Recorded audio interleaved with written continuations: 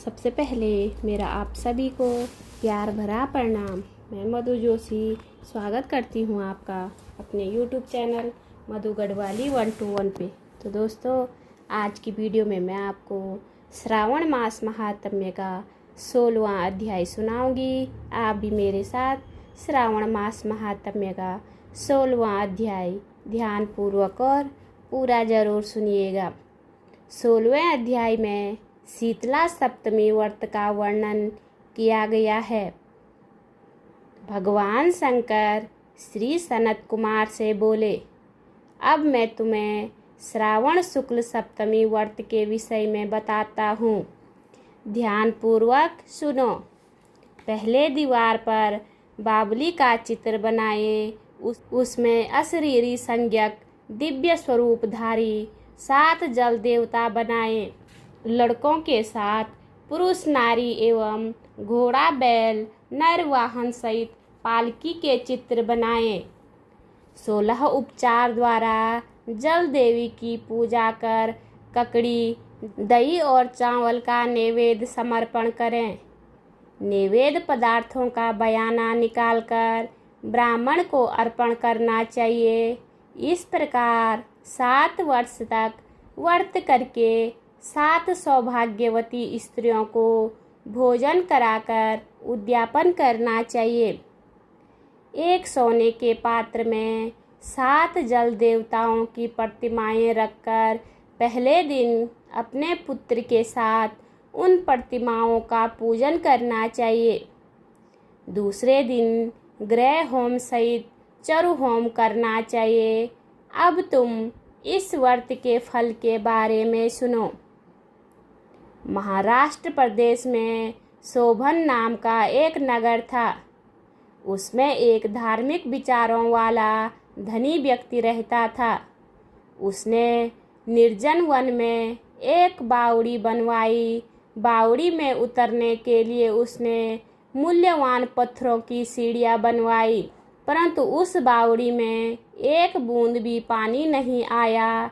धनी ने दुखी होकर सोचा, मेरा परिश्रम व धन दोनों ही बेकार हो गए हैं। वह इन विचारों में ग्रस्त रात को वहीं बावड़ी के पास सो गया। रात को उसे स्वप्न आया कि यदि तुम अपने पुत्र की बलि दो तो तुम्हारी बनवाई बावड़ी जल से भर जाएगी। सुबह होने पर वह धनिक अपने घर आया और अपने पुत्र द्रविड़ से रात के स्वप्न के बारे में बताया।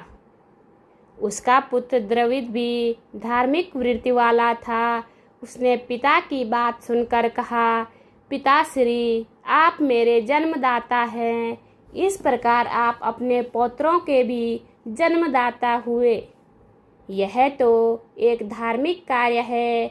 आपके शीतांशु और चंडांशु 2 पुत्र हैं। आप बिना हिचक अपने बड़े पौत्र को शीतांशु की बलि दे दो, परंतु यह बात आप स्त्रियों से गुप्त रखें। इसका कारण यह है कि मेरी पत्नी गर्भवती है। प्रसव का समय निकट होने के कारण वह अपने मायके जाने वाली है। उसके साथ आपका छोटा पौत्र चंडांशु भी जाएगा। उसके मायके जाने के बाद यह काम निर्विघ्न समाप्त हो जाएगा। धनिक अपने पुत्र के ऐसे विचार सुनकर गदगद हो गया और बोला, तुम धन्य हो। इसी बीच उसकी पत्नी सुशीला को उसके मायके से बुलावा आ गया। वह मायके जाने की तैयारियां करने लगी। तभी द्रविड़ सुशीला से बोला, शीतांशु यहीं मेरे पास रहेगा और चंडांशु तुम्हारे साथ चला जाएगा। सुशीला ने अपने पति की बात मान ली। सुशीला के जाने के बाद पिता और पुत्र ने शीतांशु के शरीर में तेल मलकर नहलाया और मूल्यवान कपड़ों तथा आभूषणों से उसे सज्जित किया। वरुण नक्षत्र पूर्व आषाढ़ के आ जाने पर दोनों ने उसे बावड़ी के किनारे पर ले जाकर खड़ा कर दिया और प्रार्थना करने लगे, इस लड़के की बलि से जल देवता प्रसन्न हो। लड़के की बलि देते ही बावड़ी अमृत तुल्य जल से भर गई। दोनों बाप बेटे बावड़ी को जल से भरा देखकर प्रसन्न हुए, परंतु पौत्र के बलिदान से दुखित मन से घर लौट आए। उधर सुशीला के मायके में तीसरा पुत्र पैदा हुआ। 3 मास का पुत्र होने पर वह अपने ससुराल लौट आई। रास्ते में जब वह बावड़ी के पास आई तो उसे जल से परिपूर्ण देखकर चकित रह गई। वह उसमें स्नान करके बोली, मेरे ससुर का परिश्रम व धन का खर्च यथोचित रहा। उस दिन श्रावण शुक्ल सप्तमी तिथि थी। सुशीला ने शीतला का शुभ व्रत करा और वहीं पर दही तथा चावल मंगवाकर स्वादिष्ट भोजन बनाया। जल देवता की पूजा करके दही, चावल और ककड़ी का नैवेद्य देकर बयाना ब्राह्मणों को दे दिया। वहाँ से सुशीला का ससुराल 4 कोस था। अब सुशीला दोनों लड़कों के साथ बावड़ी से घर की ओर चल दी। इधर जल देव आपस में कहने लगे, इसका बड़ा पुत्र हमें वापस लौटा देना चाहिए, क्योंकि इसने बड़े प्रेम से हमारा व्रत किया है। उन्होंने सुशीला का बड़ा पुत्र जल से बाहर निकाल दिया। माँ को देखकर सितांशु माँ के पीछे भागता हुआ माँ माँ कहता हुआ आया। सुशीला अपने बड़े लड़के सितांशु को देखकर चकित रह गई। उसने उसे अपनी गोद में बिठाकर उसका सिर सहलाया। वह अपने मन में सोचने लगी कि यदि इसे यहाँ से पकड़कर चोर ले जाते तो क्या होता, क्योंकि इसने बहुमूल्य आभूषण पहन रखे हैं। यदि इसको घर से भूत पिचास पकड़ कर लाए होते तो वे इसे अब क्यों छोड़ते। घर के संबंधी चिंता के सागर में गोते लगा रहे होंगे, परंतु उसने सितांशु से कुछ पूछा ही नहीं। तुम यहाँ अकेले क्या कर रहे थे? इधर सुशीला के आने का समाचार पाकर पिता पुत्र सोचने लगे कि सुशीला जब अपने बेटे के बारे में पूछेगी तो हम क्या कहेंगे। इसी बीच तीनों बालकों के सहित सुशीला अपने घर पहुंच गई।